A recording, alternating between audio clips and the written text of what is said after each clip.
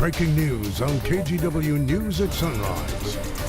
Here at 6:30, we have breaking news this morning involving ballot boxes that have been tampered with on both sides of the Columbia River, one of them in southeast Portland. But first, we go to Ashley Graham's live in Vancouver. Ashley, what can you tell us?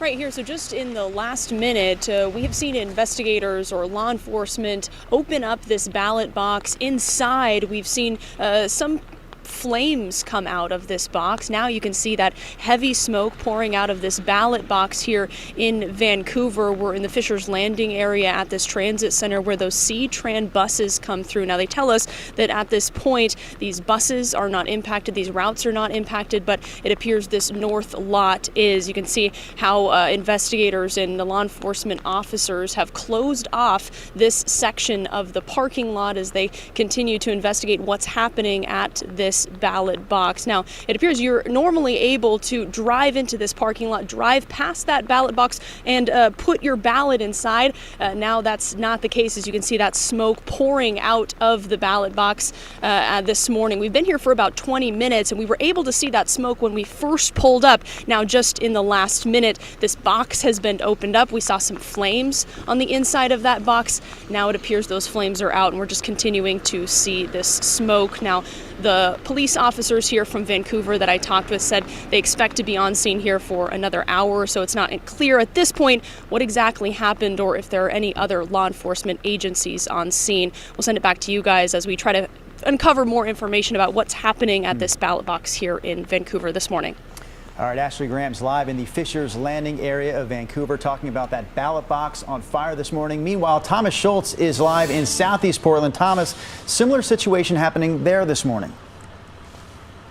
Yeah, Drew, it is. And this started all around 3:30 this morning. I'm going to step off, show you a little bit of what we're seeing out here on southeast Belmont and 10. Now, just up the block, around 11th, you can see that ballot box, which is currently under investigation where this fire took place. We're going to zoom in. You can actually see what appears to be burn marks on the side of that ballot box. And it's key to note here, guys, we're right next to the election headquarters for Multnomah County. That's just a couple of blocks away from this location right here. Now, what Portland police told us is that an incendiary device was placed in the box, which was used to start the fire. By the time police arrived, the ballot box had been extinguished by security personnel in the area. Now, PPP's explosive disposal unit has cleared the device. Portland Fire and Rescue has also responded to this scene as well. Once again, I mean, guys, as everybody knows, we're just 8 days away from the election. Of course, this one happening here in Portland and as well in Vancouver. Now, police say that anybody with information about what happened here is urged to contact them. This is being investigated as an arson case currently, guys. All right, Thomas Schultz live for us there in southeast Portland. We'll continue to follow both of these updates, both in southeast Portland and Fisher's Landing, as we roll through the morning here. You can also find details as they become available at KGW.com. Rodney. All right, let's get you to your Monday morning forecast. A numerous shower day, and that's already taking place. So this is a continuance of what we had yesterday afternoon. And notice for your travel plans, you're going to find similar showery weather from Seattle all the way down through Roseburg. Showers scattered out in the gorge. It's snow showers up in the Cascades down to about 4,000 or 4,500 feet. There's a heavy downpour in Clark County. That's starting to push up into the Cascades. But this is what you could be dodging today. There's some heavy rain approaching Forest Grove, it looks like. Certainly there could be a rumble of thunder or some small hail mixed in. Right now the temperature is 51.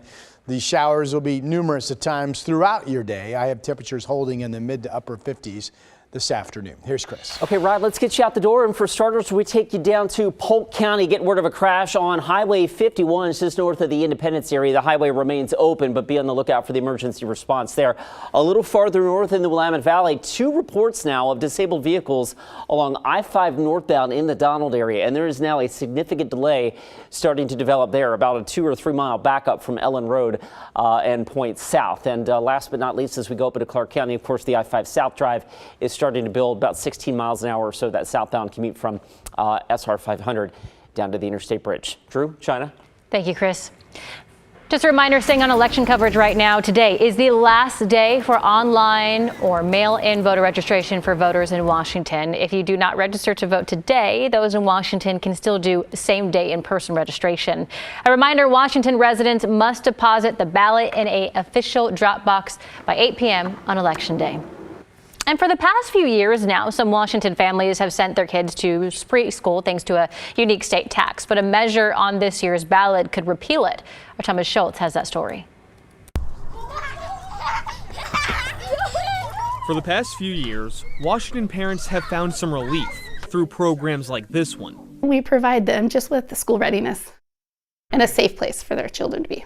Melody Partridge is the vice president of Innovative Services Northwest, a nonprofit which educates preschoolers. It's funded in part by a state capital gains tax implemented 3 years ago. We want to make sure that every child gets that same amount of quality care. The tax only applies to people who make more than $250,000 from stocks and bonds. Money goes toward things like childcare subsidies for qualifying families. That revenue pays for our early learning. Though Monica Stonier, a state representative, worries that could soon change through Initiative 2109, a measure on Washington ballots that aims to repeal the tax. A measure like this puts us way backwards. Others disagree. We reached out to Let's Go Washington, the group sponsoring the initiative. We never heard back. Though our Seattle sister station interviewed a spokesman for the group who says the tax punishes success. I think having a capital gains tax is a big disincentive for people to come to our state now. And I think that's going to do tremendous harm to our economy going forward.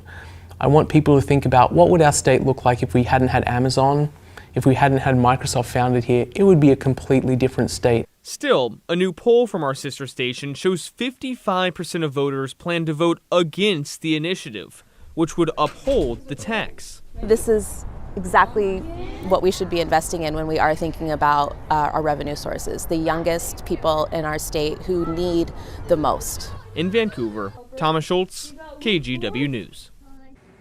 In addition to the big presidential showdown, there are also a lot of other measures and local races to cover on this year's ballot. So we put together a voter's guide to help you navigate all of that. You can text the word VOTE to 503-226-5088, and we will text you back with a link to that KGW voter's guide. In other news this morning, a body was recovered in the Columbia River near the Bonneville Dam. This was by Cascade Locks on Saturday. Bonneville Dam employees discovered the body just before 10 in the morning. The Skamania County Sheriff's Office is investigating but says they don't believe it was foul play. We still don't know the person's identity or how they died. Grand Central Bakery is recalling its frozen U-Bake, frozen pie, and frozen pie dough products because of what the bakery says is trace amounts of undeclared egg. The full list of all those impacted products is up there on the screen right now. We know they were sold between August 1st and October 20th, so that was just a week ago. And they were sold at Grand Central locations in both Portland and Seattle. So far, though, nobody said that they've been sick from any of those products. Redmond Fire and Rescue is allowing outdoor burning again. The fire department says recent rain and cooler temperatures have dropped the threat of fire danger back to safe levels. Open debris burning is never allowed inside Redmond city limits, though, so keep that in mind. The only exceptions to that are campfires, warming fires, and cooking fires. Open burning also requires a burn permit, so you can get one of those from the Redmond Fire and Rescue website. Also today, outdoor debris burning also open for areas outside the city of Bend within the boundaries of rural Deschutes County. Deschutes County was one of the counties hardest hit by this year's wildfires. Because of this, fire officials say burning can be shut down again on a daily basis based on current and projected weather conditions. You can call the burn information line in your area to find out whether open burning is allowable on a particular day. Rob, we know today is going to be a little wet throughout the area. Yeah, absolutely. Scattered showers statewide, but most of the action will be here on the west side and then changing the snow up around 4,000 to 4,500 feet in the Cascades. But notice getting out into the West Gorge, up and down I-5, Seattle to Roseburg, pretty standard forecast of numerous showers. Rose City, cloudiness up top, 51 degrees. Here are the temperatures 46 in Hillsboro, Sherwood 49, Gresham, good morning to you, 47 is your temperature. McMinnville 47. We've got upper 40s in Kaiser, Salem, Albany, and Corvallis at this hour. The forecast map. Again, a few scattered showers out east. Temperatures in the mid 40s to about 50.